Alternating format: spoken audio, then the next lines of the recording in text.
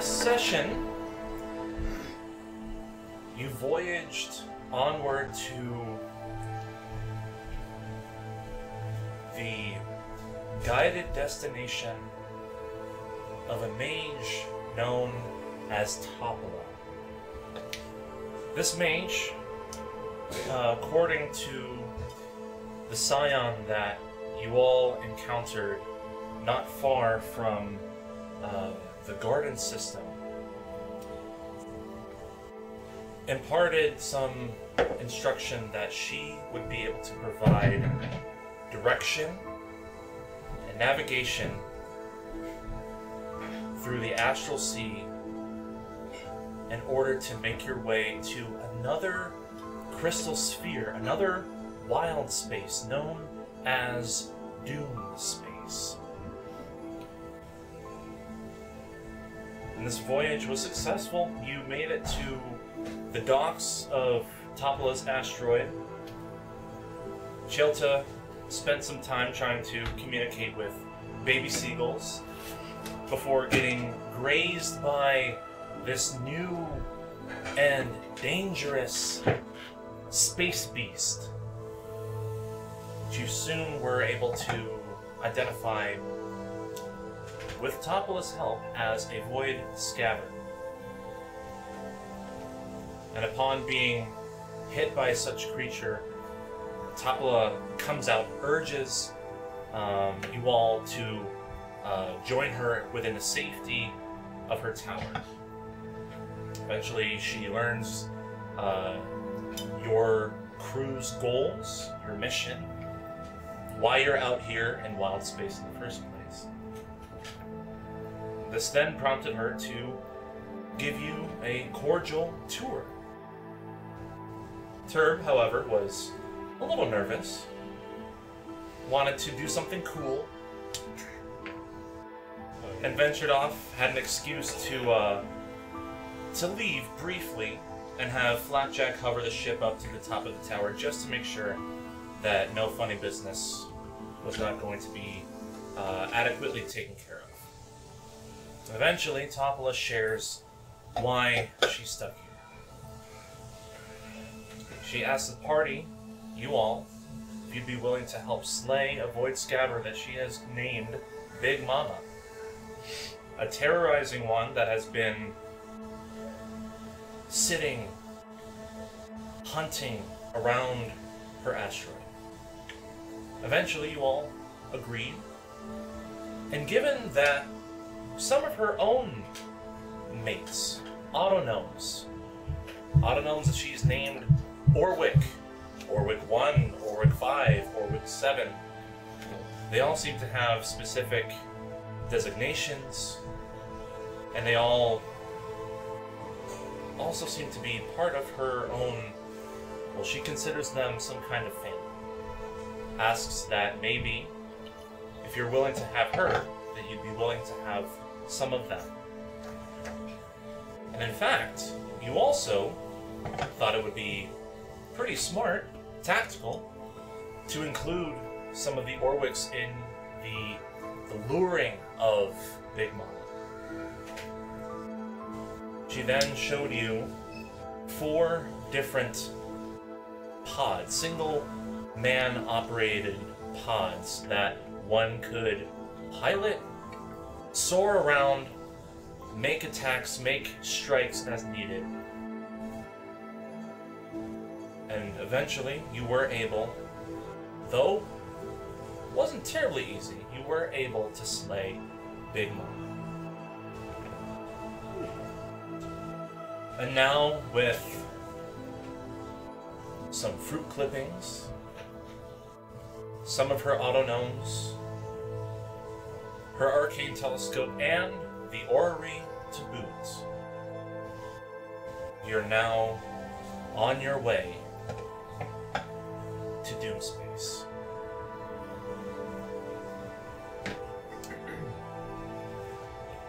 She does say that before boarding, she had alluded that this would be a multi-day journey. So you're going to be in this one for a bit of the long.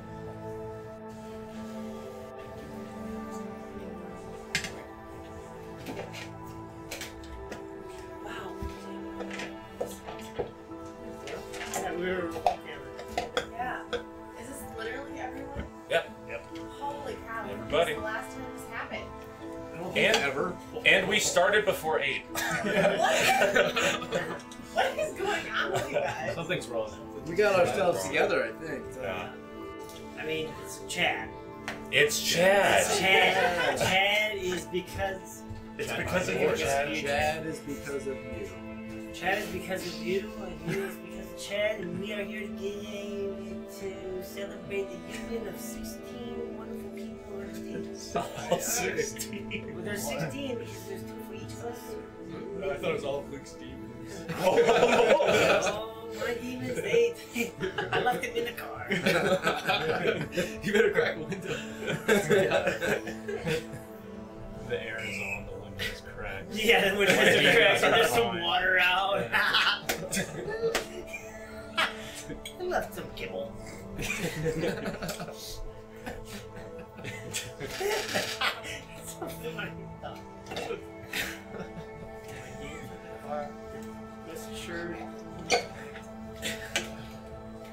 It's okay. At this point, Simon, is there any other notes that you would have taken down that you want to add? Simon is a local journalist here in West Michigan, and we have utilized his skills to help us here. Nope, you recapped everything with better detail than I did.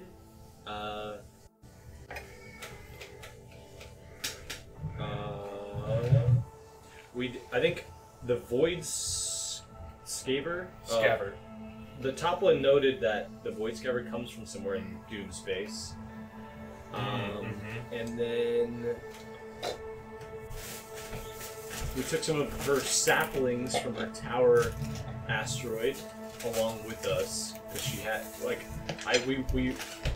I got a buff for taking a couple of the fruits while aboard the asteroid, and then I wrote just my final 2 sentences are we take on the Void Scabbard, Seth finishes the beast with a dramatic bluey fireball, and then we all revolt up to 7. Well, that's right. It was the actual bluey ball, Amber's ball.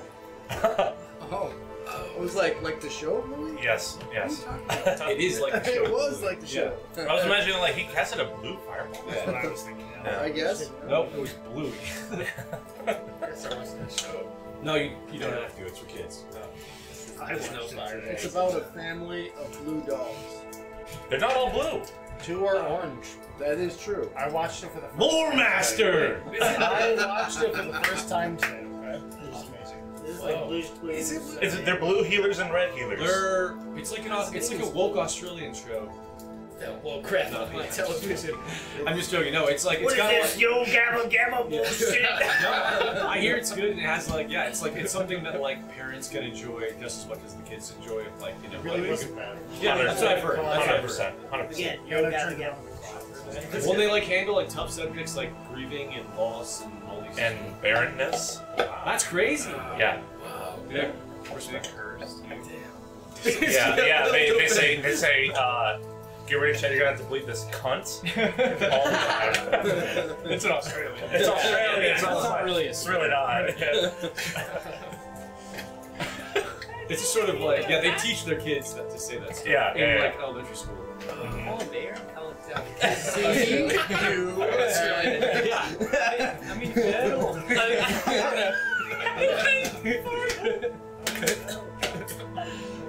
Oi, Bluey! Someone should really contact the producers of the show and make a request. They should also have Bluey advertise Foster's. Imagine request. Oh, No, man, that's Australian funny. beer. Yeah. Have just the Bluey. Have a Bluey can. Have a blue. A Bluey shaped Foster's can. They do?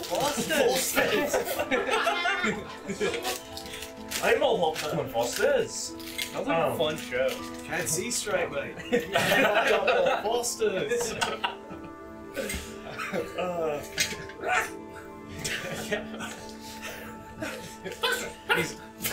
My mate's off too many Fosters. He thinks he's a fucking dog. Sorry, that's I'm going Scottish, Irish. Yeah. Thinks he's John a bloody Lennon just doll. started coming out. Yeah, that's.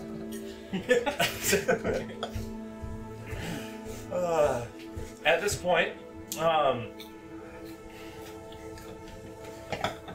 you all have been sailing onward for a while, and you hear the engines revving to enter into jamming speed.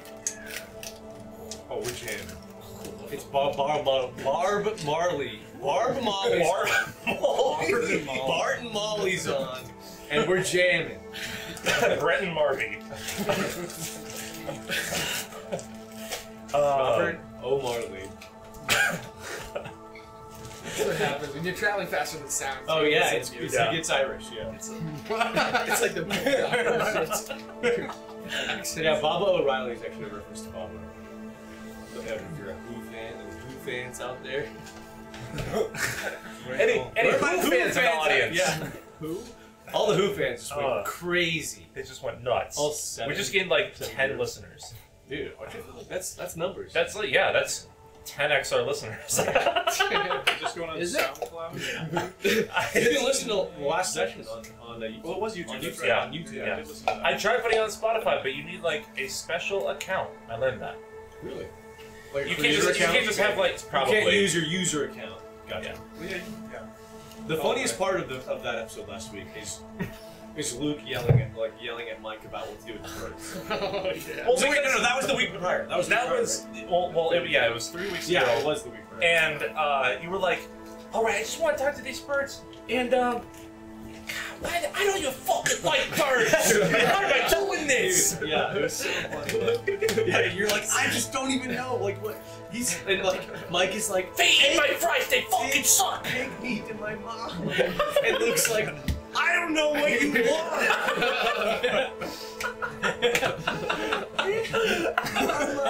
Dad, Even when he Mike's like, there's a nest around the corner, and you're like, What do I do? Not even 10 minutes in. that was the best. I mean, yeah, hostility. That's- Yeah, I want to channel that more. Thank you guys. I appreciate that.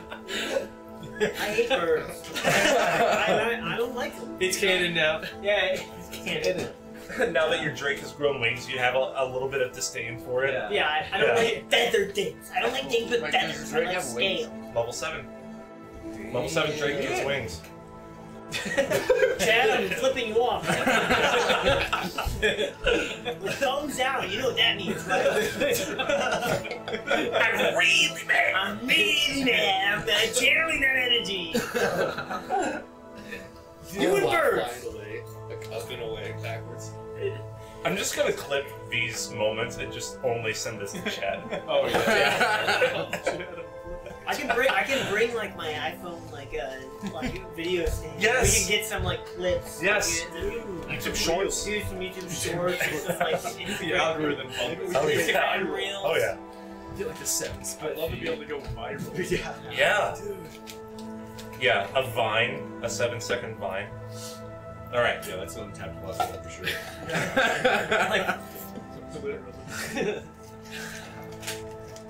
The engines rev, and you all begin to brace yourselves for an intense amount of force to be thrust upon the ship and the crew. And then you hear it.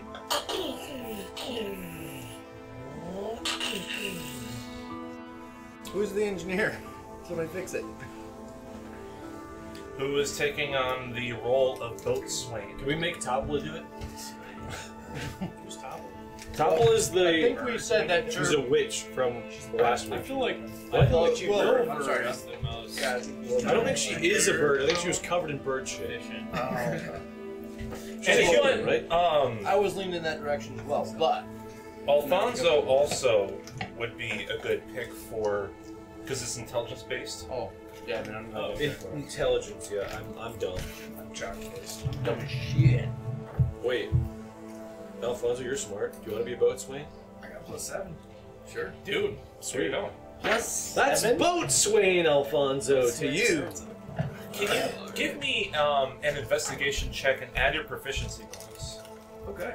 Suddenly you're proficient in boats. And swinging. Well, someone can So that's an 8, but you add your intelligence and then 7.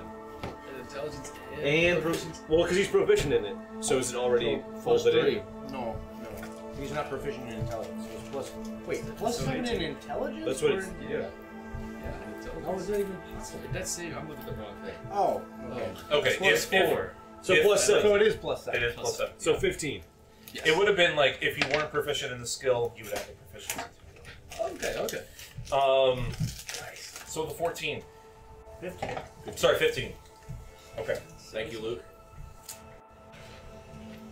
The amount of flight and navigation and maneuvers that have taken place since you left the Rocket Brawl have begun to really spend the amount of reserve your cells, Moon Dancer's cells, need in order to reach proper jamming speeds. Meaning, it can cruise at average velocity without essentially hitting top speed, and so that way everyone understands there is a cruising speed and there is jamming speed. In order to get up to jamming speed, the ship has to be idle for 1 minute while it is amping up to get up to jamming speed, and then it goes in a straight line up to a given distance based off of the helmsman's directions, or until the All fuel the runs out, stars like stream back. basically. And if there's not enough fuel in reserve for the cells to support jamming speeds, can't. Alright. So Gaslight came on. How do we refill it? We gotta find someone to refill. Who do you tell? Oh, about the status of the ship.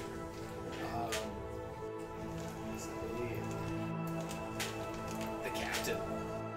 Okay. Oh, Hey, Captain. Got energy depletion. Need to recharge the cells. Shite. Alright, there's... I mean, there's got to be a fueling station nearby, right? And she looks over to Crux. The last one was back by Brawl, and it's not gonna last us the whole way there. You then hear Tumbala walking forward, and she goes, if I might actually be of some assistance, I do believe there is a secondary option for us to be able to take a current of waves. Are any of you familiar with the phlogiston? The energy that surrounds our space, our wild space. Any of you familiar? No one? Okay. And she pulls out her orrery, and it's this like bowling ball sized orb. And as she places it there, you just see like this glistening light will begin to surround the sphere, and it holds itself in place. And she goes to a point where she shows a map of the astral plane and what's around it. Alright, so, over here is our realm space, okay? And, where we need to head is over here in Doomspace. There are other crystal spheres that are holding other universes within themselves and other astral bodies between. But the phlogiston is a massive surge, like chaotic force of energy that surrounds nearly every wild space system that exists.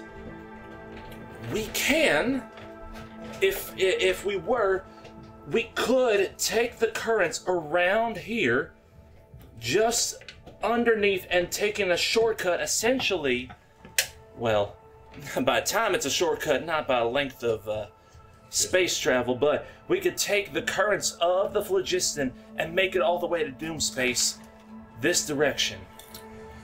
Do they have refueling stations in Doomspace? There's a moon. There's at least I think, and then Crux speaks up. There's at least 12 moons available. Half of them have fueling stations available. Thank you. Wow. Now, I do want to make it clear. You're jealous, aren't you? The phlogiston is gonna be dangerous. It's one of the most flammable substances in existence. And I mean, like, you cannot light a match without exploding your own ship. Dangerous. Will the whole thing explode? Any sort of magic, or any sort of, not any sort of magic, any sort of fire that were to exist can be an immediate combustion. Big problem for us. So if we take this route, just know we can't do any of that. However, hear that, Turb? No cigarettes. No cigs, no vapes, no bullets. I do know that lightning. Not so fun. The onions ain't so fun tonight. Oh, Try to take note. No more funnies. Lightning can be a problem, but it almost has just like a lingering area of effect of where it was. It doesn't immediately combust like fire actually does. However, we could be nearly on idle and go twice as fast as our cruising speed. And all we have to do is have our helmsman, your spelljammer, Flapjack, steer us in the right direction. And with my orrery, we might be able to do so. Now, that is seeming to be a bit too much. We could, of course, cut between these two systems here. We would be passing through the Astral Sea, which is not going to give us the current boost. But there's not that much of a current, there's not that much of the sea that we would have to pass through. And we might be able to make it with our own fuel. What happens if we fall short? Let's hope we don't fall short. Lost. I have cruised through the phlogiston many a times before. I know its pace. And given the fact that this galleon is twice the size of my own ship, or what my own ship was, I have some confidence we'd be able to get to Doomspace in about 8 days. If you were to fly there now, without the help of any astral current, it would take you at least 14. Is there any danger other than that flame? Maybe I missed something, but it seems like a no-brainer to me. Well, the Friction. Electrical circuit. the only problem, Slamming a door too hard. the only problem is Static electricity in the blanket. Yeah. Code. the only No problem I've blankets. noticed is Everybody's nude. No socks. zero wax coating on everything. Whatever it takes. Yeah. I'm not the only navigator that's had this idea. So there's more than likely going to be some traffic. We might run into a few folk along the way. Otherwise, I mean, the alternative, if we were to pass around the phlogiston, cut through the Astral Sea a couple points, the danger there is whatever lies within the Astral Sea. I mean, Scabbers it sounds like we either travel through a gas leak for a short amount of time, or we risk being marooned in space for the rest of the time. So, in my opinion, the decision is clear. Captain Sartell says, I do believe that this is exactly the route we're gonna have to take. Thank you, Topola. And she kind of blushes. Oh, yeah, no problem, Captain. Yeah, anytime. She takes her orrery and pockets it in her bag of holding. And all right. Well, do you need me to set a course? Yes, in fact. Why don't you give instruction to Flapjack, our Spelljammer, and Wilva, you've been shadowing his helmsmanship for some time, yeah? I give a little tentacle nod. Oh, okay. Very clear. All right, then.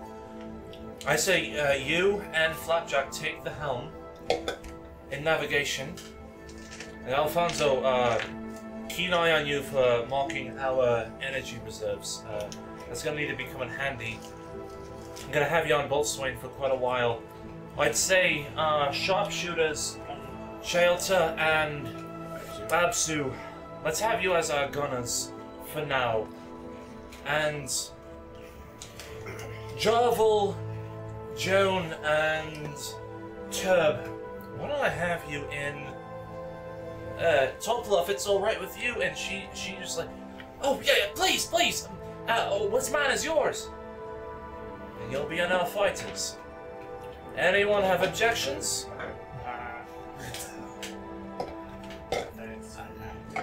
Alright. These are going to represent If you're y'all's... concerned about battery life, I can take a photo and just keep it. Whoops. This is going to represent y'all's fighters. And they are... I'll get rid of the moon sickle. I'm doing it. Okay. Sounds good. Okay. Consider yourself attuned to the moon dancer. Should I like add that in here or just assume or just? Just assume it. I haven't made a... I don't think it exists, so just know that. Yeah, for sure. Okay. So what did you roll for survival? Oh yeah. Okay, what did you get? 14. Cool. Roll a d6 for me. 1. Oh, I'm sorry, guys. 1. Fair enough. Not good. 1 means good. Yeah, you're number 1. Yeah. Okay. I'll take that. You rev the engines enough. You tap into the helm enough to help Flapjack navigate to the edges of Wild Space's crystal sphere. Okay. And as the ship meets its head of what the bus? Somebody takes a hit of a bait. The whole thing goes. Listen up, Jack. Yeah, that's Joe. You begin Oh, to you would. Yeah. as you are We were attuned in the phlogiston to blow as up. you are attuned to the ship. Obviously, you're either sitting in whether you're sitting in a chair or standing up next to Flapjack. You're not like holding on to the ship per se, in a way that you could feel its vibration and resistance. But you feel as it's passing through what feels like layers of glass passing through your body, and you see through the helmsman's window panes of chromatic aberration passing beyond your view. Flickering lights that begin to bend around the shape of Moon Dancer, and you feel it happening impact upon impact upon impact, and you're even curious if your ship will pass through until it does. That takes some damage. Does the ship take damage? The ship does not take damage. Oh. But what? But what you behold behold is just a beautiful array of light, color, air as fluid as the ocean, but not as viscous as water. You're passing through gaseous bodies that envelop the ship in greens, oranges, and violets, and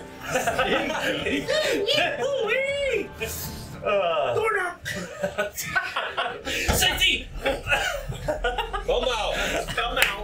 You know what I mean? Chad, that's for you. Hey, Chad, that's for you. That's for my friend Chad, who always calls doorknob and save me. For real. From one Chad to another. From one Chad to another. Sorry to interrupt you, Mike. But You're good. You're I'm good. sure you're used to it by now. I see that Doug has full health. Yeah. Do I have full health? At this point, We took a long rest. Well, No. we're about to You only- start. okay. Oh, okay. So You only take long rest if I say you take long rest. But you're right. You did not take damage last session. Jones spent a long time in yeah, who's our arborist? Who's gonna be? Yeah, that's a good point. Probably just XARYXIS. You gotta be.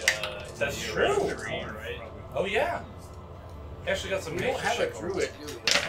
We don't have a druid, but he's Because we could, Flavor-wise, they could it's both use the same. plant growth and make them grow quickly. But you're right.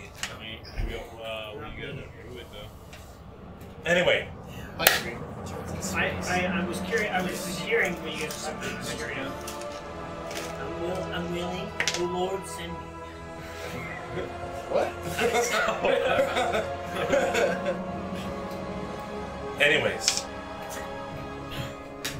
bringing you back as you see this ocean of vibrant, chromatic, ever-shifting. The closest thing you can think of is if you were to light ink on fire, various different kinds of inks or gases on fire, and you see the colors changing before your eyes, enveloping you on all sides. It's the Doctor Who portal. The ship takes itself forward. You don't even have to press any amount of mental energy in order for it to propel Moondancer forward. However, this trajectory that you have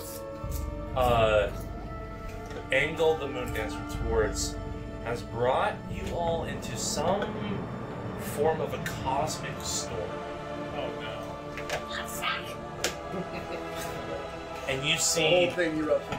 bolts of green, blue, yellow, pink striking out from this coagulating cloud of phlogiston. Of what? Phlogiston. Flagella. This is what you are surrounded by. And with every streak of lightning that appears, when it disappears, you see like an after effect, like a ghost trail of flame that just lingers for about 5 to 6 seconds and then dissipates.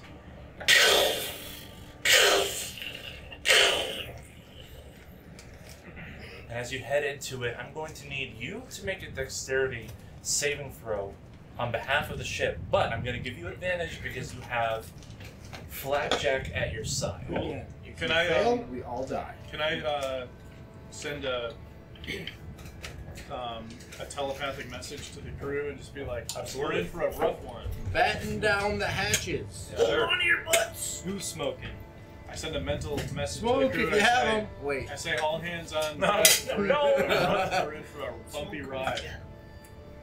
Put your trays in the upright What was position. the roll again? Oh, come on, baby. Come on. Dexterity saving throw. Alright, you have advantage. Yeah. I sure do.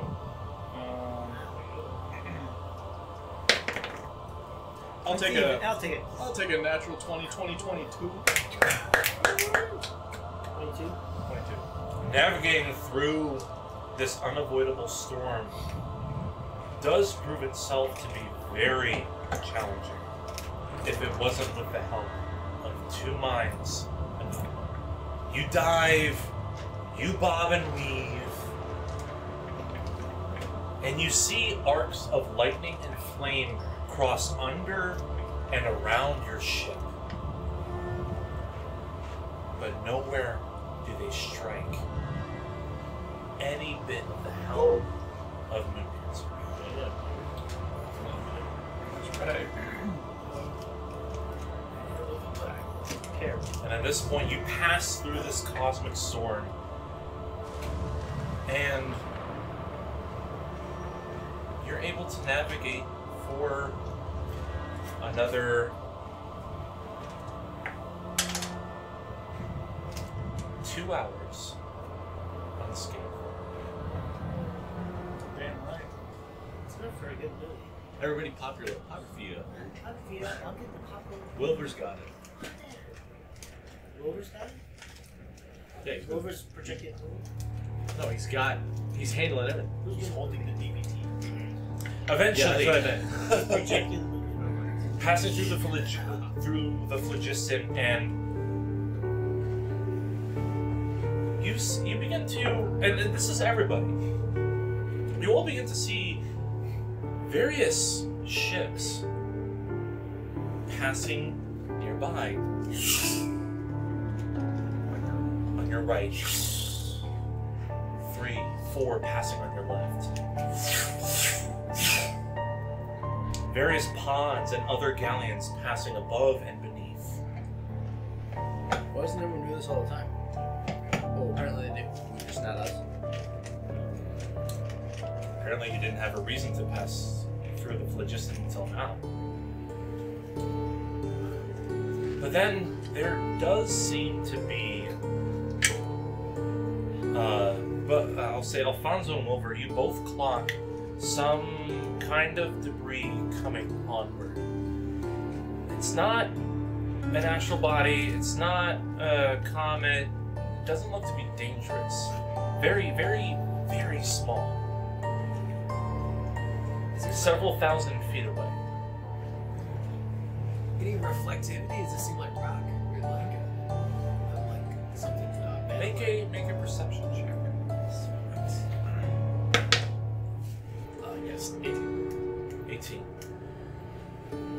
Well, with the help of Topla's telescope, in fact, you do clock what looks to be a flag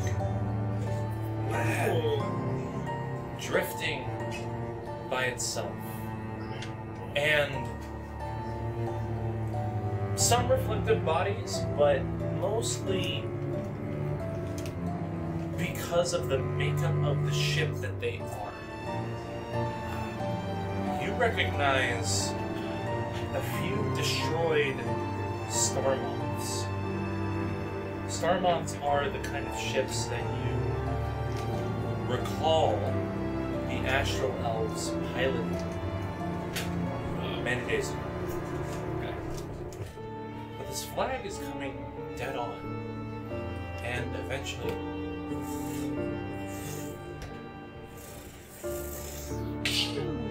it catches itself on your mast, and you see it's a red flag that has a white cross on it, and in front of that cross you see a black skull with its mouth wide open and fangs shown bare. Okay. Someone do a history check or something. Who sees it? Seth? Yeah. Oh, yes. I got good history. History check. 21. Ooh, 21! 21? Nailed. What a great shot. Yeah, that goes What a great Yeah, shot! what icy That was, filter you used on that? That goes hard. that goes hard. That max That was size. awesome. Wow. I didn't see this happening until I saw the photo. Bro, that is like actually. I just recently watched like the late 80s, 90s Godzilla movies. And they're amazing. Like just tons of miniatures.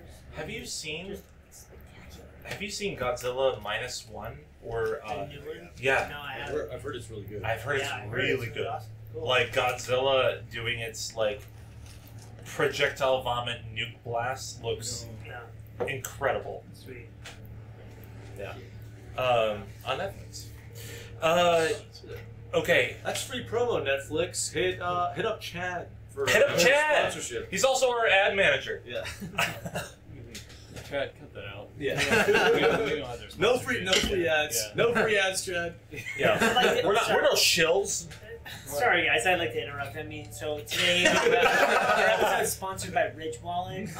Ridge Wallet has been a really big part of my life actually for the past 5 years. This session is brought to you by Me Undies. Oh yeah. Fucking doorknob, dude. Yeah, yeah. You don't, Alfonso, you don't have a lot of experience with Jolly Rogers. I mean, your experience with Jolly Rogers are whatever you've had with this crew. Alright. I did know Jolly Roger was actually made. I don't know no George Jolly Roger. Dude, I've never met. I don't know no Jolly Roger. I don't know no Jolly Roger. That's for sure. But what you can ascertain, given your understanding of your understanding of the undead, your understanding of the arcane, fangs denote one kind of creature: vampires. Alright. Now, Vampires. the other correlation of the red and white cross, there's nothing really, it's not a whole lot to go off of. Okay. Perhaps we should ask him. But you know what to, but you know at the very least what to expect. You mean like movie vampires or like real life vampires? Kind of to find out. Yeah, like Real life vampires. That was good. Real life. That's way worse. Sparkling skin. Oh, You know. they will listen to the Cure. Right, none of this Twilight bullshit. Oh no, I thought we were talking about. emotional vampires. Emotional. This is Yeah. about your problems. That's how you feel.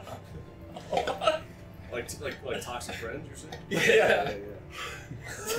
No. Real life vampires. That's what that black flag means, dude. The world is a vampire. Stay away. World is Toxic friendship ahead. Fuck!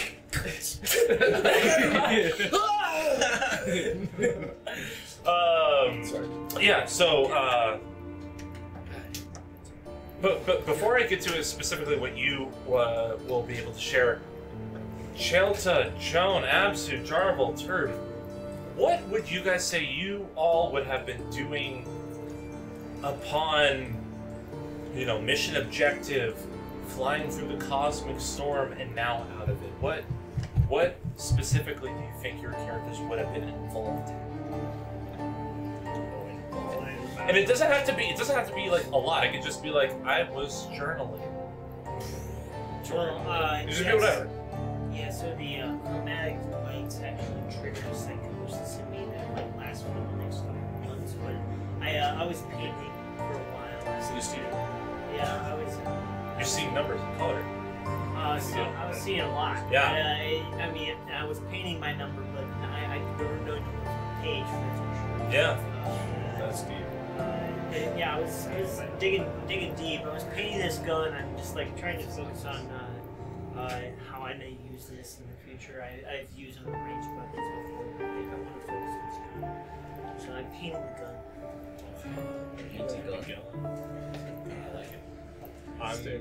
I'm hotboxing the fighter jet with cigarettes. Hey, wait! Airlock. He's airlocked. He's in a. No. He's in a. Wait! No! You're like flying by. You're like, you probably wish he was. I'm like jealous. Yeah, I'm like jealous. Yeah. I'm jealous. Yeah. Painting, and I'm like, I'm trying to get a nicotine. You're like, yeah, I rush, need- shit. yeah. My whole body's painted. That's not what I was doing, but yeah. I know. I'm just playing off of what you were doing. Yeah. Spitball. I think Yeah. my time It's would called probably back be, and I will It's say, improv. Yeah, It's yeah. improv. Yes, Andy. Yes, Andy. my time would probably be spent. Yes, Like, I Andy. think that would have been spent. I think because I chose to like level up in sort of my barbarian path. I think I'm like it's sort of like a conscious decoupling from my former life. You know, I might be in whatever time I would have spent meditating, writing letters, to you know, sort of pondering the afterlife, all that sort of stuff. I think I am. I think maybe I'm embracing sort of my danger side. You know, maybe I'm cleaning the gun, cleaning my firearm, and I'm like equating myself with my danger sense and thinking about fighting strategies with regards to the reckless attack and stuff. I'm just thinking. I think I'm like it might be that my time might be defined less by what I am doing, more like what I haven't been doing, and sort of possibly distancing myself from my previous So life. you're seeing the future unburdened by what has been. Yes. Yes. What can be, What can unburdened Could by what has been. I'm assuming this is like an enclosed space right here. Yes. Okay. I Don't. No. What? You're not gonna go smoke in the bathroom. I'm not smoking. You're not gonna go smoke in the bathroom. No, I'm Smoking in the bathroom. I heard that it was flammable, and I'm really afraid that I'm just too hot for the atmosphere. All right. Okay. Well, so I'm hiding below. Okay. I practice spells specifically disguising myself to make sure I don't get an idea for this. So real, so valid. Just girl. don't say Everybody- it. It's just that good. The toughest thing ever. Joan. You are brave and beautiful. Brave, beautiful and brave. Beautiful and brave. As you are alone in this room,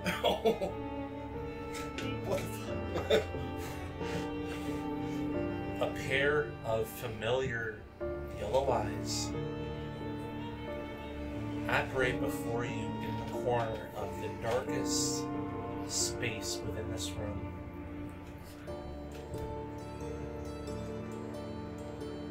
I made you beautiful. I gave you power. You let the egg go. What should I do with you now? Or what shall you give me in return for all I've provided? I'll do anything. I promise. I'll do it. Alright, I'm gonna need a smoke. The one time I tried to be serious. You've seen the Clockwork Demon. Joan's about to get totally NPC. Yeah. No hours done. I will serve you to preserve my life. Please. This is what you said when you begged for my essence before. I begged it again. A time may come in the future for you to usurp a power beyond your own. Make use of it. Consume it. Or else. And the eyes vanish. Sit down. Just shudder. Alfonso, you peer into the telescope to look again to see what else is coming. You see a void scaver, not like the size of Big Mama, but a slightly smaller feasting on what look to be astral elves from what remain of the destroyed Starmonths. Yeah, scabbard. And as you go beyond, you see what look to be two bodies floating towards Moonman's.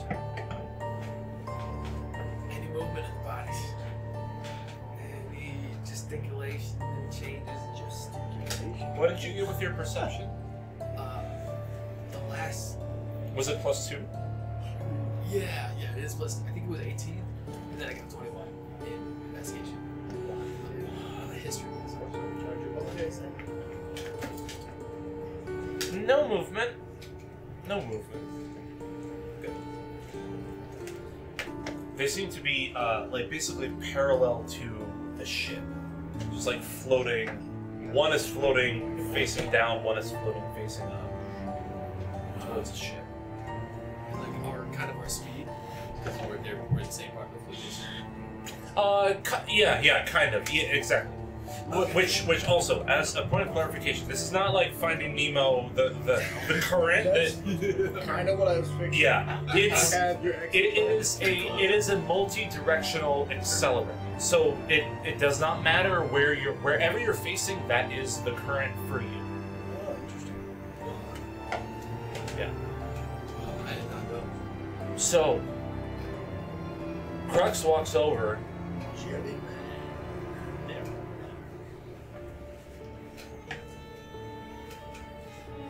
And he peers into. It's almost gone. He Is peers this into the same dollar that's changing hands? I think we're doing Is that Martian blueberry? something. Citrus. So, citrus. Okay. He peers into the telescope.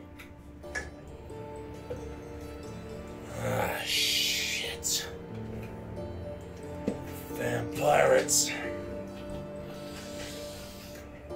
Vampirates! Everyone to arms! And he pulls out he pulls out two revolvers as he arms himself at the ready, one on his hip and one in his right hand. That's cool as hell. Where's your dollar money? Vampires. Pass around, whatever's around. There you go. Yeah, there you go. Can I give it to him too? Yeah, cool. You all now begin to see two of these pale, sailor-esque bodies floating towards Moondancer. What do you all do? I think I point a gun at it. I'm just. just a heads up, that would blow up shit. I'm not. Oh, we're in the really- combust Okay. zone. Yes. Now, to make everything gonna clear, They all know. the ballistas will ignite. Oh god. The mangonel will not. Are Those those like ballistas harpoons? ignite. Aren't It's they? essentially a cannon. Oh, it's not a real Windows bullet. Okay. never reminded. Yeah. Oh, It's not like a harpoon. It's not. Yeah, it's a catch-all term. So it's not a harpoon. It's not a cannon. It's not string power. It's not string powered. Yes. Some sort of combustion that happens in the chamber. Yes, which is why it takes two people. Usually. Well, it could either. Mangonel does not. The mangonel's not because it's So you it's get on the just a- mangonel and just hang out over there. I'll do it. Okay. Let's put ourselves. Can I ask you a question? Yeah, you may ask any question. If I'm helmet, so I'm like attuned to the helm, can I still cast spells and shit, or do I have to unattune? The spell. You can cast whatever spell you want. I can still be Wilbur, but I'm also and I'm feeling and controlling a ship at the same time. So what you're doing is you have attuned yourself to the ship in that you can feel what happens to the ship. If you leave the actual helm, like you're not sitting in a chair, you're not operating the ship. Okay. Like you were briefly, then Flapjack takes your place and you can go and do whatever you want. Place yourselves where you believe you'd be. I can't believe that he had a GIF. Wow. So this is Crux. Neat. Where's the mangonel? That thing. This guy right here. This is Lana Sartell. Here's a question. This is Topola.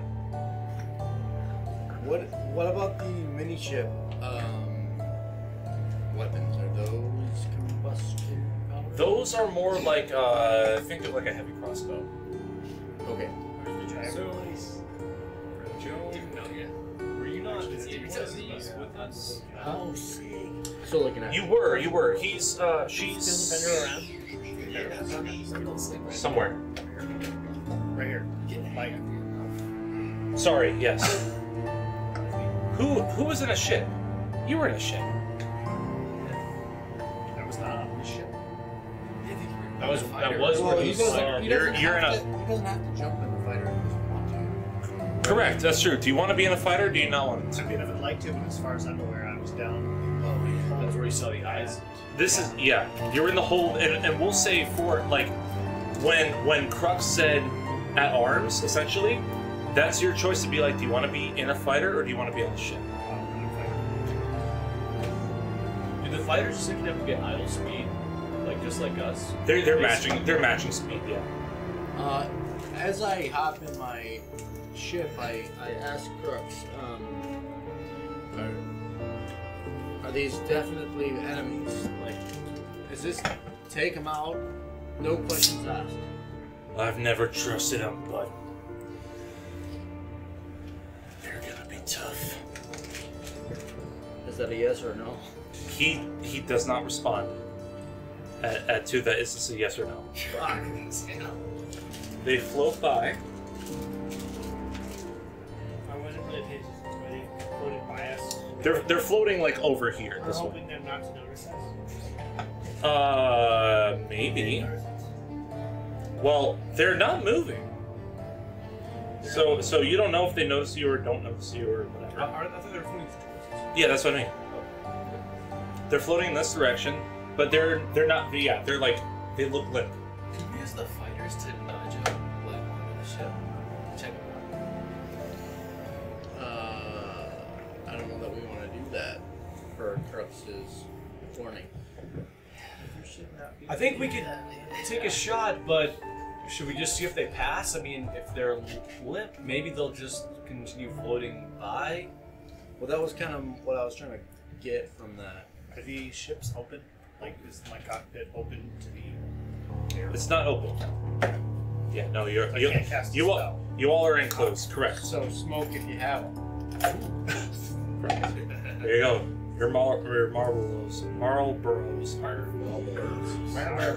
Marlboros. Okay, so at this point, I might, are these people that we're seeing, they might be magic folk. They might be kind of dangerous in that regard. Kind of sounds like they're vampires. make either a religion or an insight check. Okay.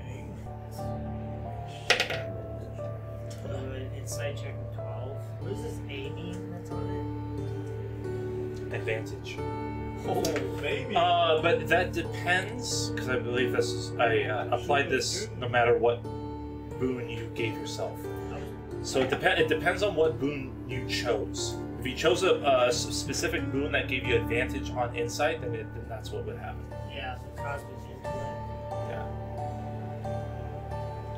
Did you choose that one or no? I'm thinking about it because I want to do dispel magic. Well, we haven't taken a long rest yet, so he still has the same one as last time. Right? Right, and I don't remember which one he had last time. Oh, I think it was Cosmic Intellect. Okay. So if it's cosmic intellect, then go ahead and roll with advantage. 15. It's likely danger is afoot. I cast dispel magic. On what? What are Oh, you? is it on specific? Well, so what are creature? Okay. what are you attempting to do? No, I'm gonna redact that. Statement. Sure, no, that's fine. That's fine. So, thank you for That's fine. Yeah, don't worry about it. cosmic intellect. The bodies float past, and then you see them immediately right themselves. Oh, wait, they were that close? And as they do so, you see a pair of bluish, palish individuals, tattered clothes like sailors would. They both seem to have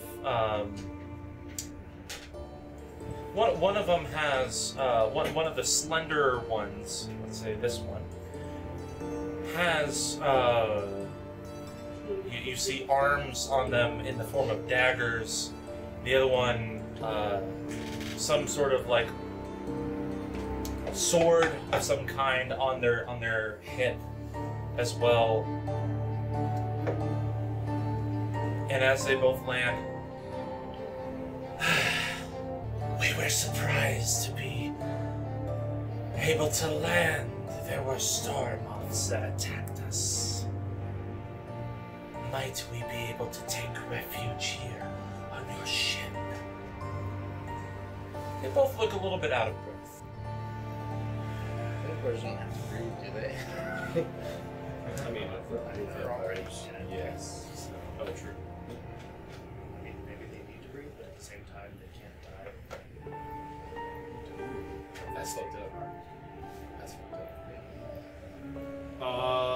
Is Crux is right there. Would Crux say anything? I'm Because curious he about seemed the- to be pretty anti-vampire. You see him, and he has his left hand on his hip, and his right hand kind of just like gun pointed, hip fire ready. So, okay. I suggest we point the mangonel towards them. I want to say something to them. You can be piloting it. Okay, cool. Point the mangonel towards them, and I why do we not just send you back into space?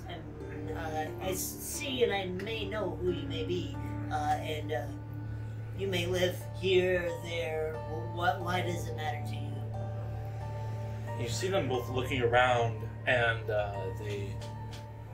this one walks over, and you hear it whispering something over to them. Can no more than 2 people give me a perception check?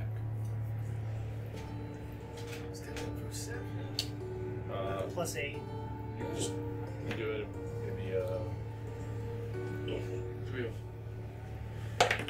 well, Plus 8? I have an 8 card. That's the level. but you're in a ship, so I can do it too.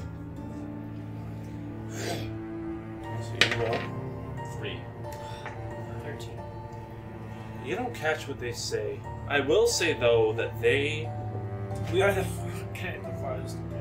they are looking at those of you in fighters. As he, so male, female, as he is speaking to her, and they both clock 3 of you, just kind of patrolling around Moon Dancer. We just merely have a desire to be safe amongst this chaos of flame and gas. We're all on like intercoms, right? So those of you in fighters can communicate to each other, Right. as well as anyone attuned to the ship. So Flapjack and Wilbur. So, but we probably don't know what's going on. You would have seen the 2 of them landing on your ship. So, do we clock them like eyeing the fighters? Wilbur can send out a message. Yes, I think. I'll say yes. I suggest over the intercom. Perhaps we get the fighters out of their jumping range. Like I'm saying, let's back them off, get them away from the ship, so they can't get out. And from the support rule at the Mangonel, I say, yeah, there might be some space in the cell below deck, but otherwise the ship's pretty full. So either we can lock you up downstairs, or I'm sorry, you gotta get off. I have to agree with my kin. I'm gonna need you to get off now. And fires 2 shots at both of them. Don't we all blow up? We all blow up, yeah, because it kind of shots. Crux is now dead.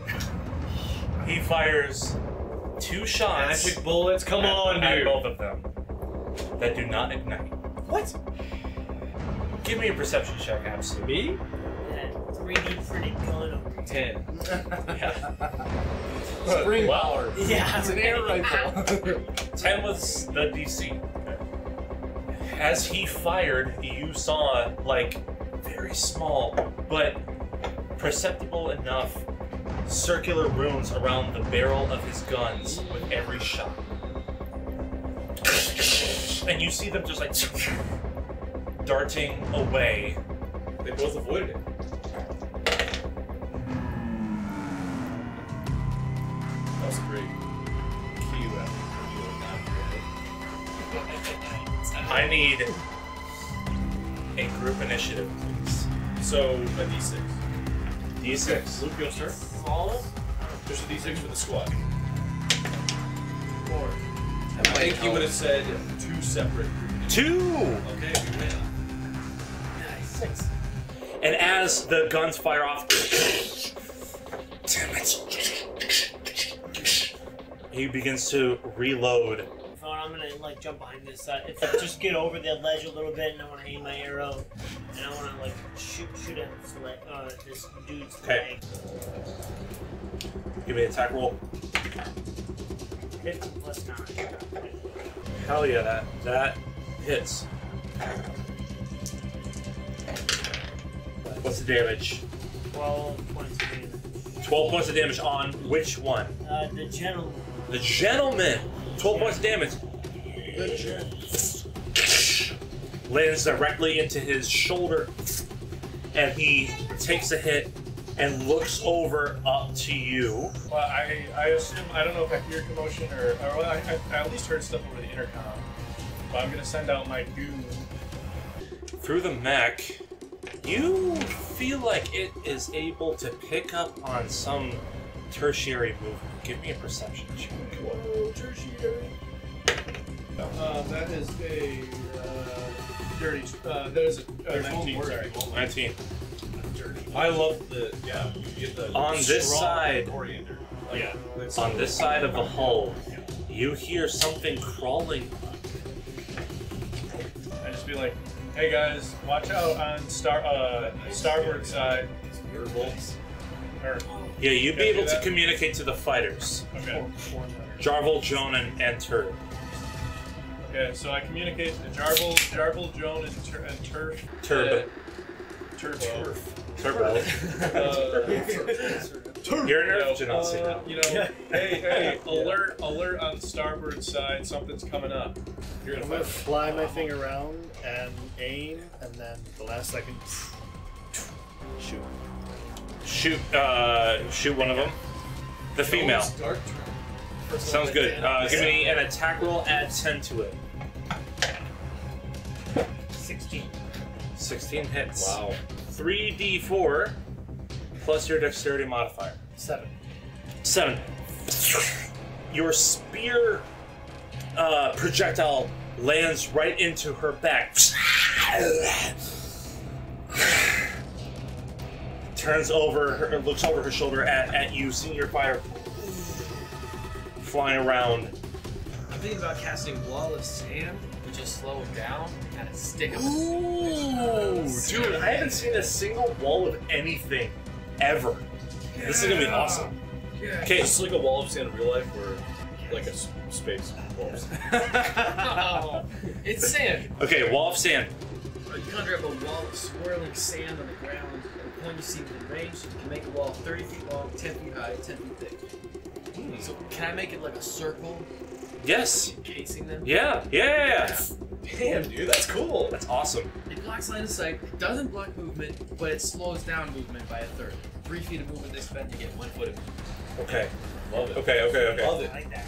So you then now see Alfonso almost like a Doctor Strange where he's like summoning a portal, but in the sense that he is summoning, you see a typhoon of sand conjuring from his wrists into and around the vampirates, swirling around them to the point where you do not see them anymore. You only see earth, dust, sand in a vortex. Suck on this.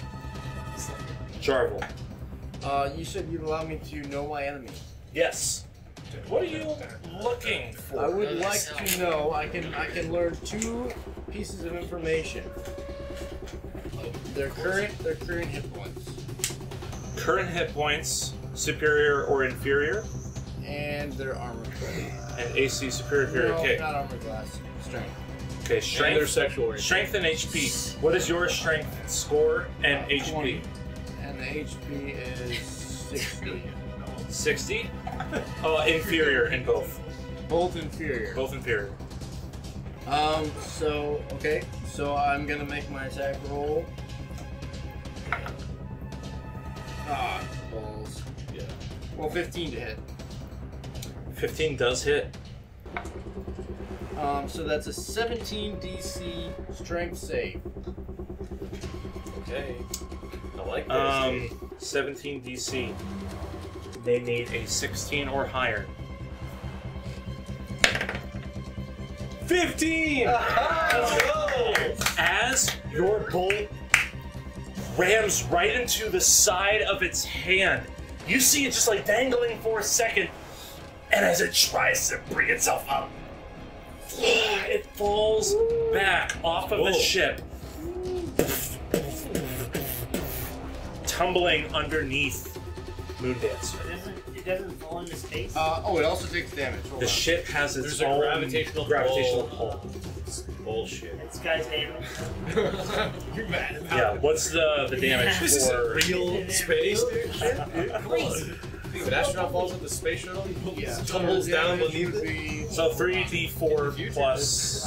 oh yeah, I'm sorry. I was about to use my Future past. 3d4 plus deck.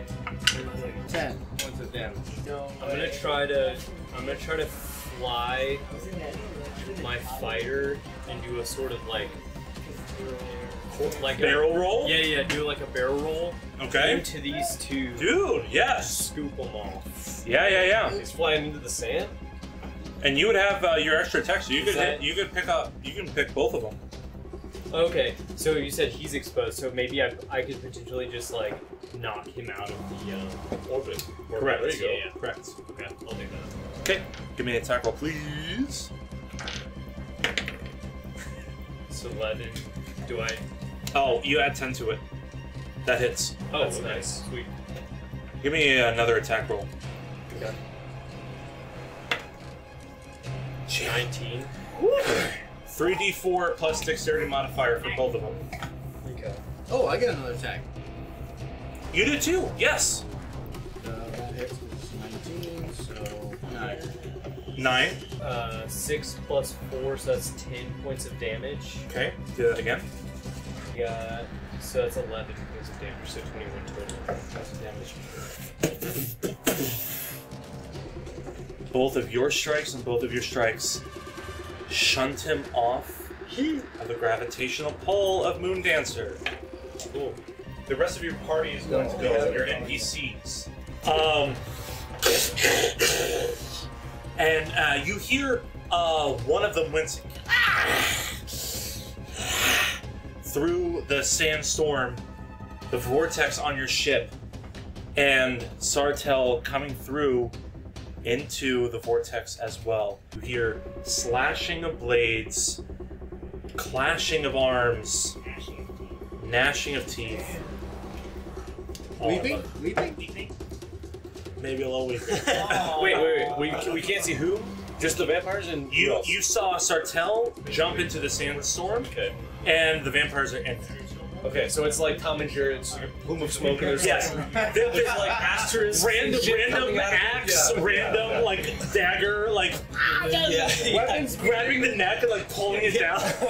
weapons they shouldn't have actually had. Yo, those never. Yeah. They pull it out of like their marsupial pouch. It's like Alfonso and Wolver, give me a perception check, please. Is that a 12? That is a 12, dude. That's not cocked. That's 17. 14%. 19? No, it's just like It's on the You- East Coast. You Alex hear Dershowitz lives there. Obama lives there. you hear the female vampire saying, I think we found our ship, Captain. He hears that? He hears that. From whom? In there? The female vampire from within. Assume that this vampire is up in like level with you, Okay. at the top of the steps. This one cuts through the edges of the sandstorm and just begins to whip wildly with an attack that looks like it's lunging towards you with claws, but they don't meet you. They don't touch you, but instead, black void energy leeches off from its hand onto your torso. Same with you, Absu, as it climbs up. These like black tendrils of energy begin to like sap energy from you. 13 to hit you, and a 13 to hit you. Miss. Miss. Does a 13 hit you? I think so. I think I'm 12 AC. That's going to be He's 11. 10 AC, dude. It definitely Need to cast that mage armor, man. wide open. 11 points of necrotic damage to you, and you reduce your maximum hit points by 11. So So he's at 40 in his... You're at 40 out of 40. Hey, I guess they spoke to that? yeah, We don't know.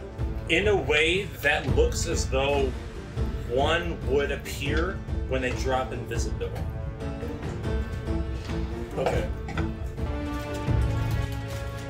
Each of them leaping onto Moondancer, all except for one, staying on the ship. And you see the ones that have leapt onto Moondancer all have the same kind of look, same kind of class, same tier level as those you fought so far.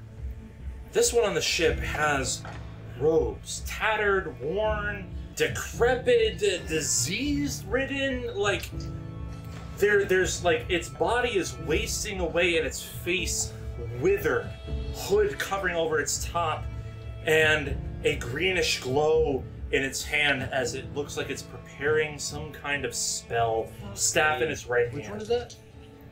Chad, send on the reinforcements. boat. Chelta does a 19 hit your armor class. That is going to be 11 points of necrotic damage. Drop your max by 11. Woo! Alfonso, you are flanked. That's going to be Dude, you're getting have your HP dropped again. 15 points of necrotic damage. And Capped by your max. so a new max. This vampirate completely misses Topola, taking out one of her forms, one of her duplicate forms. And Wilver, yeah. you clock this mage summoning a rectangular portal. And a rectangular portal appears within the helm. Whoa. This helm. Oh shit. And there's a dude? This is Dude. This is the dude.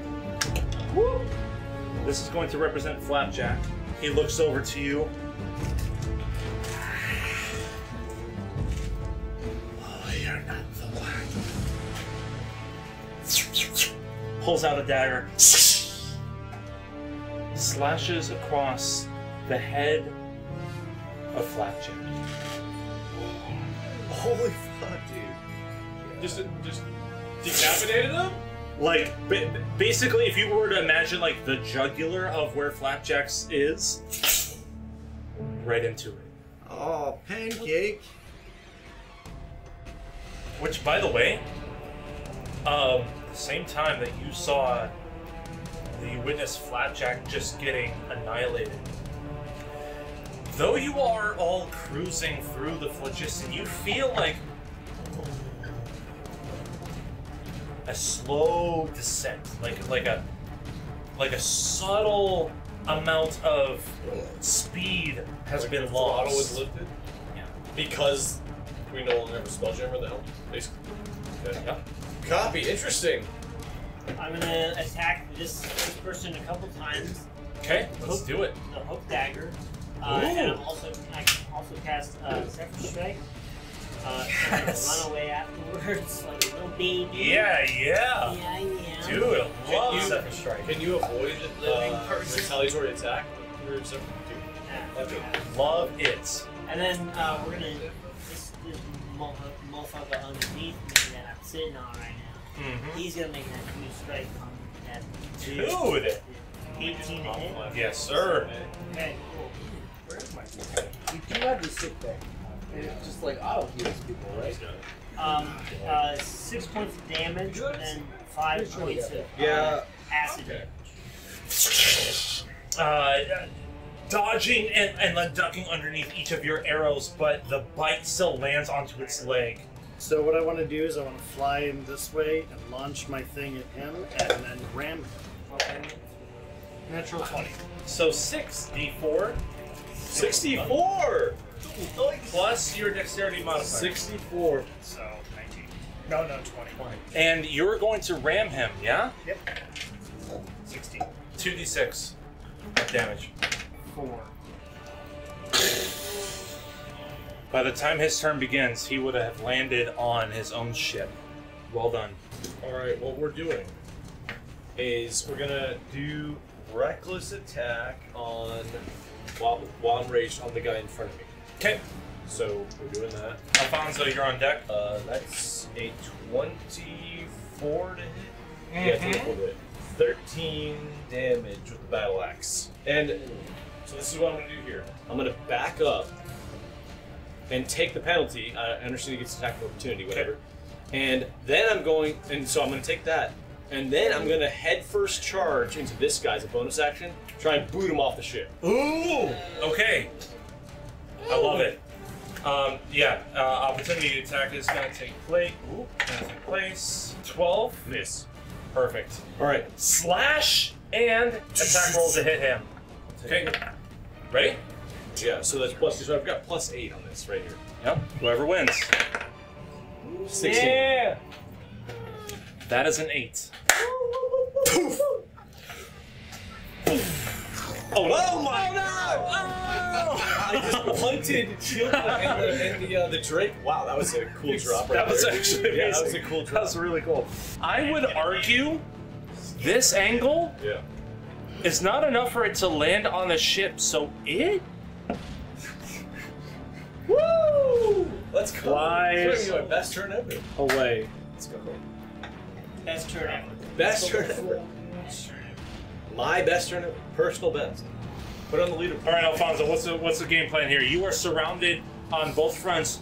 Your cyclone of sand is still up, but yet you are flanked by vampires. I kill myself. All of my high level spells are okay. I have 3. I cast Fireball. One of them is Fireball. One of them is Fireball. Don't cast Fireball. The other one is Scorching Ray. Don't cast that. Don't cast that! The other one is Witch Bolt. Sure. Can the Witch Bolt exhibit lightning without combusting? One way to find out. Okay. Reroll doesn't count. It's not correct. Plus 7. 20. Hits. Okay. Alright, now we're going to do effects. Oh, you're casting at level 4. Holy shit. Wait, hold on. Are you casting at level 4? You don't have a spell slot, I right? just spent it. Oh, sweet. I just spent it. On this. On a hit. I'm trying to tell you what You spell pull slots I have. a Kamehameha in your hands and eject it out into the vampire in front of you. When you cast a spell using a spell lot of second level higher, the additional damage increases by 1d12 each slot above first. 4d12, dude. Let's go. 22? Go to damage. And plus every turn. Yeah, you lock onto them. Continue. Alright, yeah, 22 we can Hell yeah. You're staying put? Yeah. Okay. Okay, I have 100 things I'd like to do. If I were to do a barrel roll, or not really a barrel roll, but flip upside down and try and scrape off my dude on Turb's dude, Alfonso can see me. I'm gonna make an attack on the guy that's on Jarvel. Turb, sorry. I'm Jarvel. Big show. 14. Dude, I'm trying to go. 14 hits. Yeah, fuck it. I'm gonna hit that one instead. Alright. 7 points of damage. so Looking real bad. that one. Looking real bad. Turb, you're free of your vampire. I'm taking a shot, and then I'm using all of my movement to go toward this shit. But I got 27 to hit, Yeah, that hits. so that's 11 points of damage.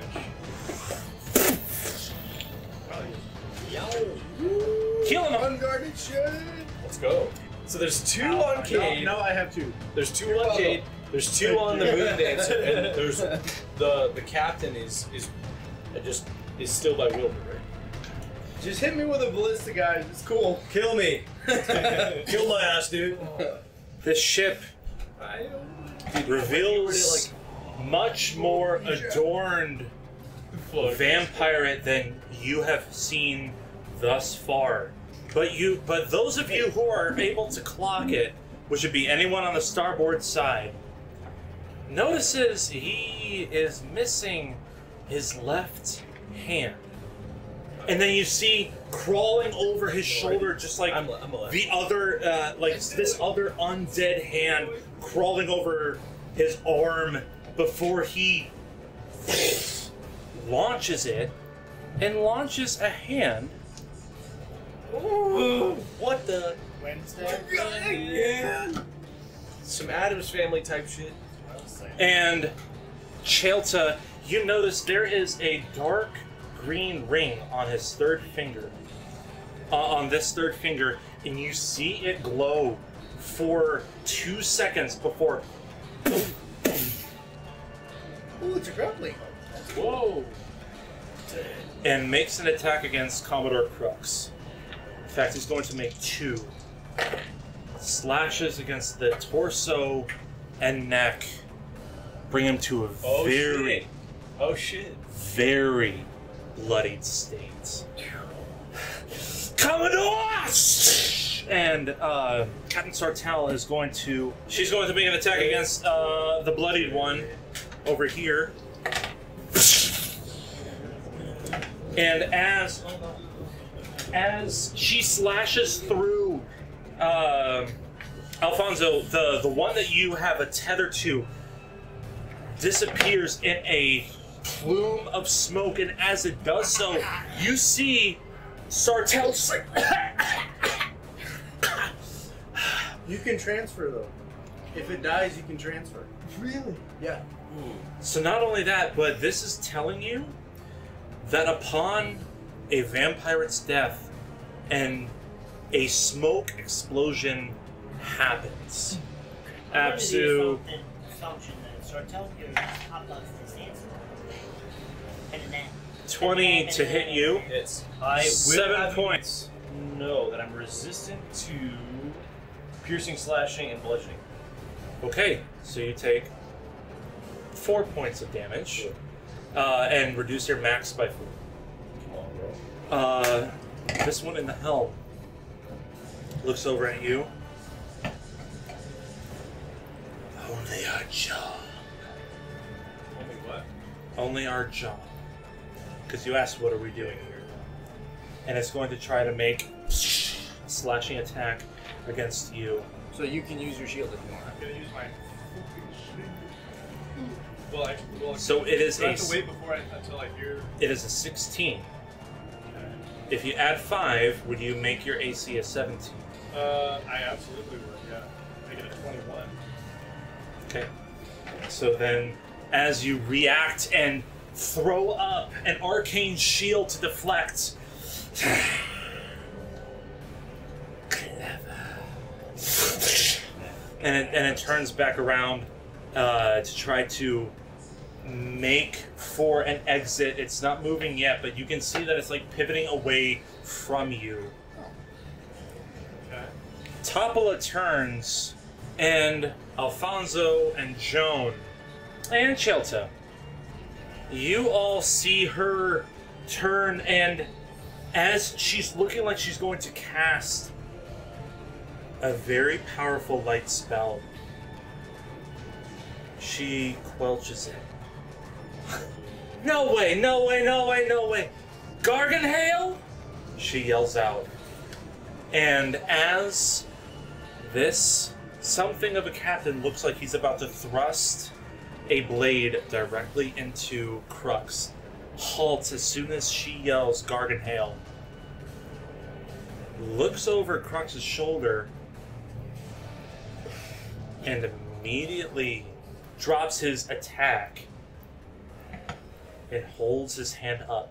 And the rest of you see the vampirates halting their own attacks. All of the vampirates immediately cease and are looking. If they were engaged in combat with you, they are looking past you towards the individual who's holding his hand up, being called out as Garganhail. So, Topola, do you know this guy? And her face goes as flush as a tomato. Wow, I did not think I'd see your sorry ass ever. Yes. Well, it's a little complicated. And you hear him just like sheath his weapon. When someone steals my heart, I had assumed that you would have returned it at some point.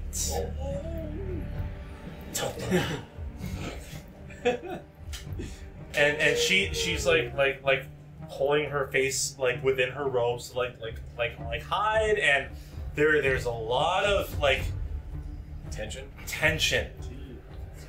And she steps aside, and he steps aside. Get out of room. I'm chanting, do it here. I had first charged Joan off the ship. Well, had I but known that you were a part of Topola's camaraderie, this could have been a much more simpler conversation. How interesting you left your tower for such scum such as this. Who you calling scum? Well, Topola, is there anything redeeming about this guy? Because you just killed our helmsman. Oh shit. Are we able to pilot the ship otherwise? And Captain Sartell, Crux is like holding his neck, his throat from bleeding, and Captain Sartell, is anyone able to take care of him? And what the hell are you? What are you doing on our ship? Figured you could just like manipulate us and lulling us into some sort of like gaslit security. You take out one of our men, able to pilot our own ship, and you think you could just like have some sort of relations with our navigator? Apologies, this is all a part of our misunderstanding. Of course you must understand. And he looks over. Rutledge, have a look at this skiff. And the same rectangular portal bamps it over to Crux. lays a hand on and holding its staff over its head. You see this greenish, like sickly, almost like mucusy color, like when you have the flu and like your snot is like just a gross yellow. Like that same color, like circles around its staff, and then circles around Absu, and you just. But Crux. Crux, thank you.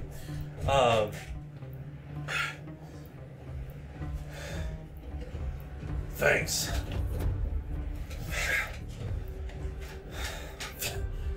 Stands himself up.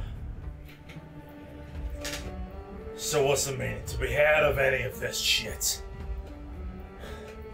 Captain, what do you make of this? I was hoping you could make something of this. Talpa, who is he? Well, he and I have a complicated past. And you see this captain, clearly, turn and said, I'm beginning to understand what you'll have been a part of and are able to ascertain where you all come from. Astral elves. Yes.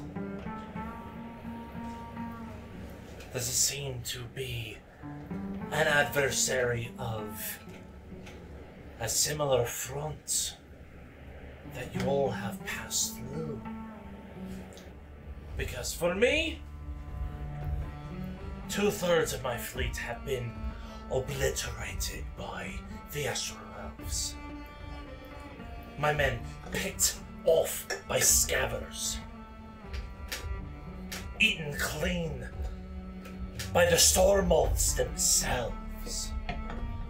We merely thought that this was an opportunity to gather equipment and food for the journey ahead. And your idea of that was by killing all of us, including our helmsman? Forgive me, I mean, don't ask me for forgiveness. Ask the guy whose head is now separated from his body. of you make a very pertinent point. However, within our pirate's code, there's not much to be had for scavengers and those who pass through the phlogiston, the chaos of the astral realm. All is fair in love and war. And looks over at Top. It's more what you call guidelines, actually. Topla steps forward. Captain, is there anything that we can do to offer that we would not be an adversary to your survival, your cause? Anything that would make us be able to pass through? We merely need to make way to Doomspace. Is this possible? Well, given the fact that we've only taken off one of your kind, and you've managed to pass off at least 2 of mine, I'd say a parley is at the very least reasonable. And all of his vampirates lean forward, lean into this conversation. That's the magic word for pirates, right? Parlay. I know the code. I know the code! I mean, I'm kind of... I mean, speaking from my own experience, I dispatched easily of one of your men and significantly damaged another. To say that this is an even-handed interaction here is ridiculous. You straight up killed someone who we required to get through this phlogiston. And yet, your gunner flying off through space, as well as yourself, as you have confidently spoken of. Have not 2 of my men off flying through the void? May I point to your empty ship, not 50 yards away? We're not the aggressors here. There's no need to exchange. I won't say that I will forgive the damage that you've done to us, but there's nothing we can offer you. He pulls his sword out and begins to like point it like towards your neck, like within inches of your neck. And Topala says, "Crimson, please! Please! Honey, please! I need you to hear us out, okay? We are in need, we are limited in our fuel reserves, and we need to get across the phlogiston to Doomspace. Your piracy can be had anywhere else, but here. Is there anything that we can do? Anything that we can provide? You mentioned the Astral Elves. They are our adversaries as well. They had attacked this crew, if I might even say my crew." And Captain Sartell steps forward. "If there's any honor left in your undead blood, then you would see through to let us at the very least pass." We have a horny robot. Dude, what? Is he a robot? Robot? Is she a robot? Oh, robot? Joan isn't a robot. Joan is a robot. She is? Oh, yeah. That's the next guy. No. I'm a sex robot. I thought you were talking about my shield defense. Huh? Yes. I think I lean into the blade and I'm like, I left the cloth behind me. I'll kill your ass right now. Ooh, make an intimidation check. Oh, make an intimidation check. That's awesome.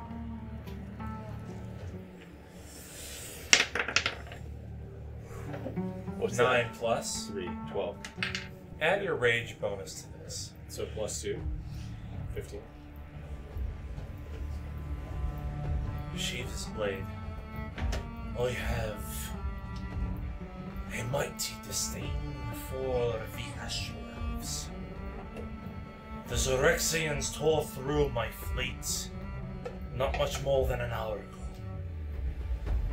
They've been a menace to our part of the seas, but this has gone unchecked, and their numbers are growing, and their presence within the space is abounding. And for Topala, my love, my heart, I will parley with your crew. Here are my conditions. This guy's giving us conditions. We fly together. No fighting amongst the ranks. On my side, and he looks over at his own vampires, and you see them all just kind of like, oh, just like kind of like slumping over. Or on yours, we will be a caravan to bring you to whatever moon you need on within Doomspace. Any threats that come upon mine or your ship is met with an equal force. Well, let me Captain, finish. what do you say? Our vessel is your vessel, as your vessel is our vessel. She looks over at you, Wilver, and Shelton, the most vocal and involved ones thus far. I say it to Sortel. So we lose our Spelljammer, and we continue how we're going as we were before. Crux, And that's the trade. Crux speaks up. If I'm not mistaken,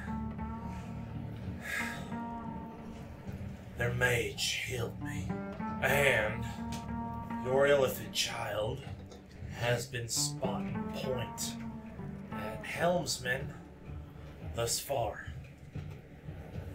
We'd be able to navigate in my opinion, a little bit better to get to Doomspace than we have been.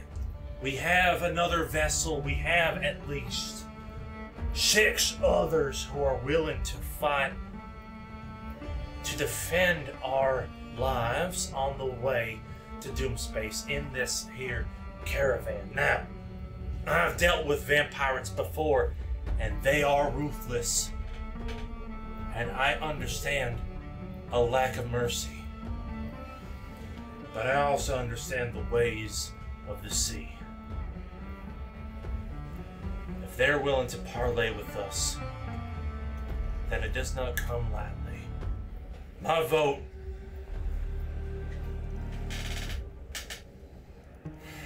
as much as it pains me to say it, my vote is to parley with Captain Gargan Hale.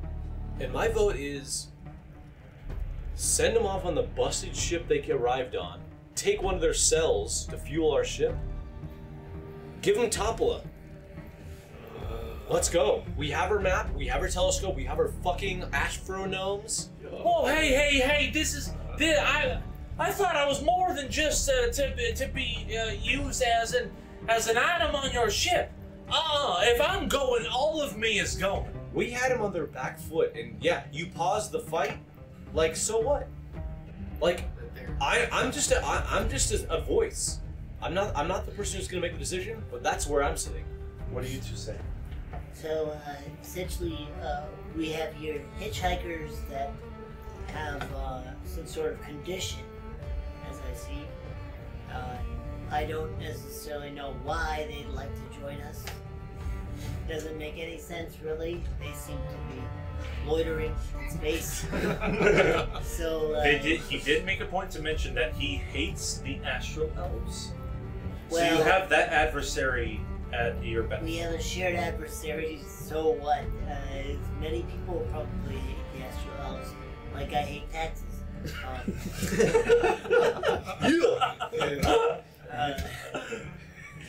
You know, I'm not going to just.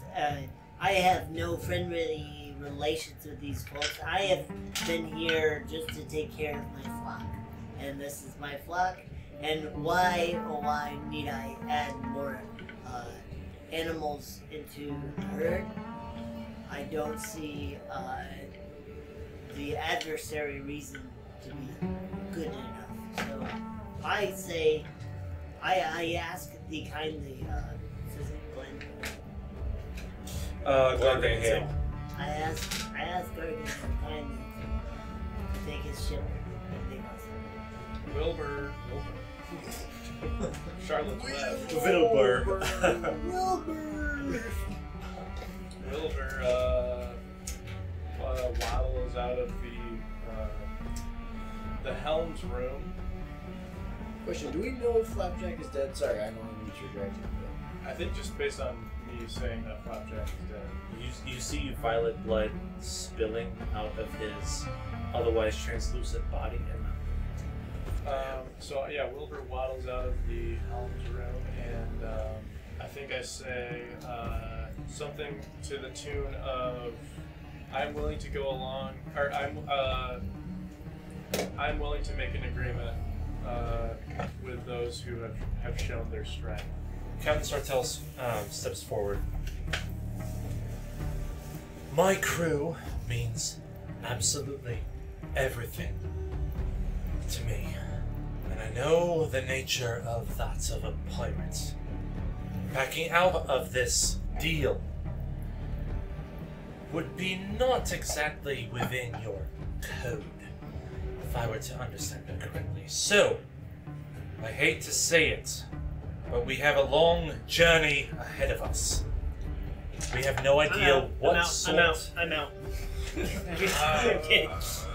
Jumps off. I'm out. We have no idea what other sort of pirates may be ahead. What other scavers may be ahead. And time is, unfortunately, of the essence. We need to think practically and efficiently. Captain, if you swear it upon your pirate code to bring us to Doomspace unscathed, and with us within your protection, then you have my word to not harm any of yours. What say you? How do we know there's not an ambush nearby? Do you have friends in the area? There's a code. Well, if there's an ambush nearby, supposedly, according to this deal, they're gonna have our back. Supposedly. A bunch of vampires, though? Like, You're saying that's kind of cool? no, well, it is cool. Oh, yeah. It is cool, but it's also, like, very dubious. Yeah, yeah. Can you trust a vampire? Kind of need them at this point. Why? No, we are just as abandoned in this space as you are, my captain. You have my word. We will see it through that none of your men will become injured or damaged upon our doing through this journey ahead. What if threaten them? Our men is yours, your men is ours. And you all look at their ship and you see, like, you didn't really pay much attention to it in the moment of the whole combat. You were primarily engaged with the oncoming envoy of vampires that were attacking your whole crew. But there are a number of damage spots on their ship. They're not looking to really be able to... They're not an asset. Well, they're not really looking to be able to just like, yes, we'll be here and like leave. It almost looks like he's coming from a point of like, we kind of need your help too. Can I interject? If you guys cross us and like we're able to, you direct an ambush ahead of us, we will flay you. As well you should. With our minds. Okay. And the hands of Garganhale and Sartell clasp.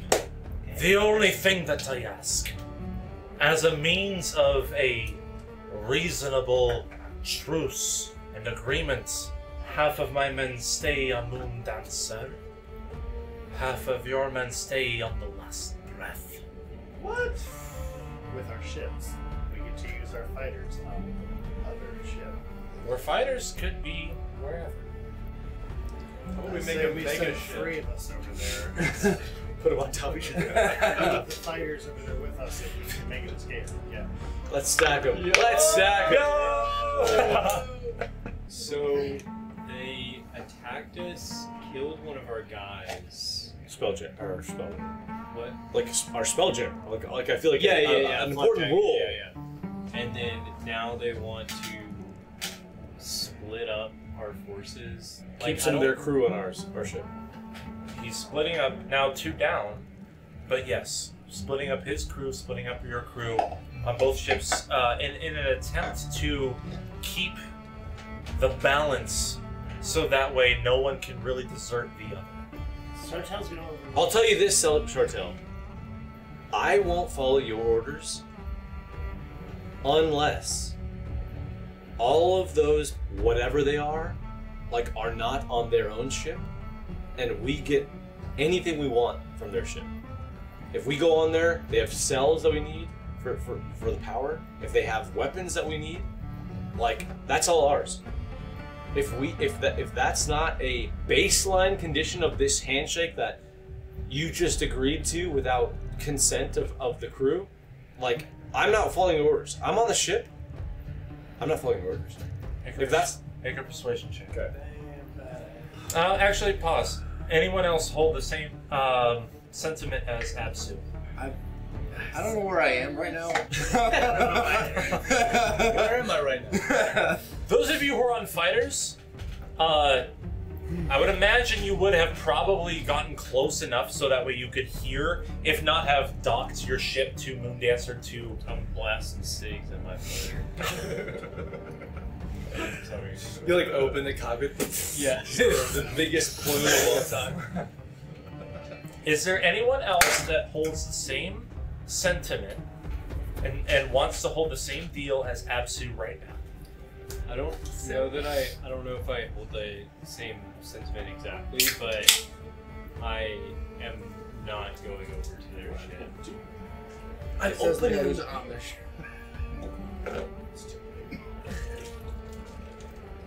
No one else? That was the old name. I've changed since then. And absolute Classic just head. Thrown out of the palm. Thank you for the 2 ounces, my dear. Thank you for the 2 ounces. Thank you for the 1 sip. Just head. I do not share the same sentiment as that. But I'm chilling in the background. Okay, then it's just going to be not with advantage that you make this persuasion check. I think Luke shared the sentiment a little bit. Didn't I did not share the sentiment that is like the condition that says none of their people are on their ship. Okay, fair. I am leaning into trusting this a little bit more just because I feel like it's part of the story. You said persuasion? I got Yes. 17. Sartella, I will say, do what you want. I'm here. I'm not to follow your orders. So I think you raise a reasonable concern. Garganhale, should we be in line with our intent to fight against any XARYXIS, any other adversary, you are on our side, Garganhale nods. If there's any asset or resource that you have that our fleet could use, should it be available, we will use it. However, I must lean in slightly to the parlay. I'm going to require 2 of our men to be aboard his last breath for the journey. Listen, I don't see. She leans into you like she's getting like intimate. Yeah. I don't see this ending any other way with us leaving here unscathed unless they feel that we are doing them a service. Garganhale has agreed to resource their own vessel to us. I see what you're saying. However, unscathed be damned. Put me in a octagon with the rest of them. Don't let that be a negotiating tactic. Like that's not a negotiating tactic. If you feel disempowered, put me in an octagon. I will take them all on. If you feel that this is strategic and beneficial to the crew, fine. But don't make it be out of fear. Then I'm leaving you here. I'm not believing. I'll volunteer. Oh, God. Shelter, Under his breath, Ab just says, "Y'all are fucking crazy." Joan, I'll go as well. 2 people. You were upstairs. It was a minimum. I Yeah. will add my. You have my. The whole crew goes in Yeah. the last breath. Are you driving? True. I'm a driver. Yeah. You were. I think you're the only driver, so no, you can't go. You do not have my signal. So Chelta, Sexy Joe. Joan.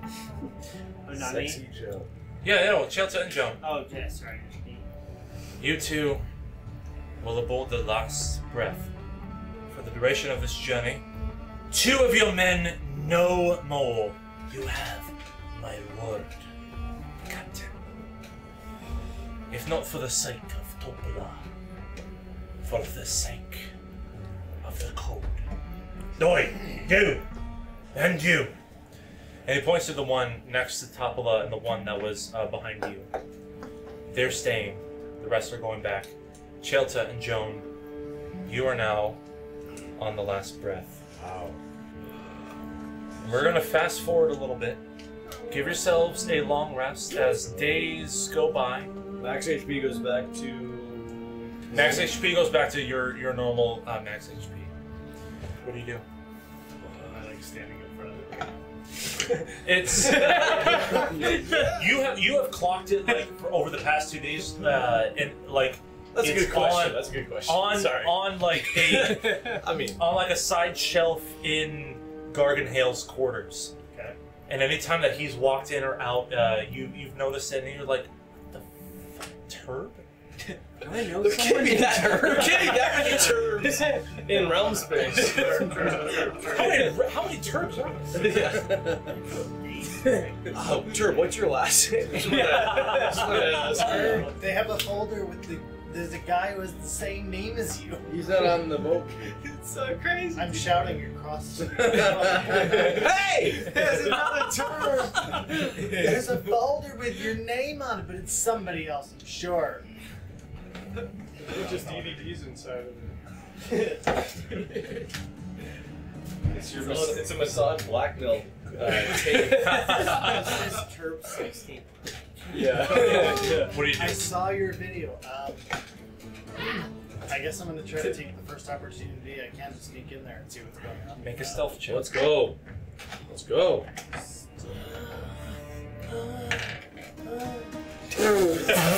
Good God. 7. Lucky 7. 7?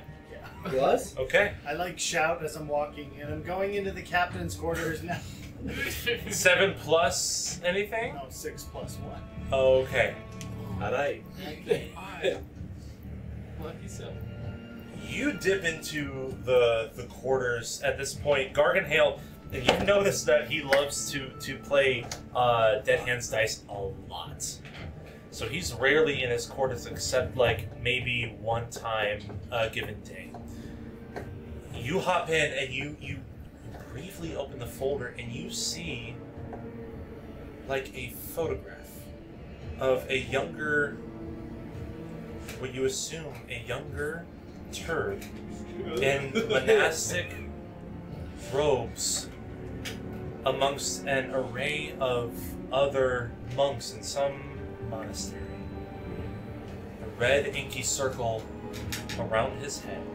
And as soon as you recognize this to be some sort of historical depiction of him, a hand folds over yours in the quarters, and out of the shadow you see what looks to be an astral elf, a female astral elf, in robes as regal as they come. You need not tamper with this. Trust me when I say that we need to see this mission through. I do not know what this has, and she's pointing to the folder, has to do with you, but it leads to much more than you know. And that's where we'll end tonight's session. What?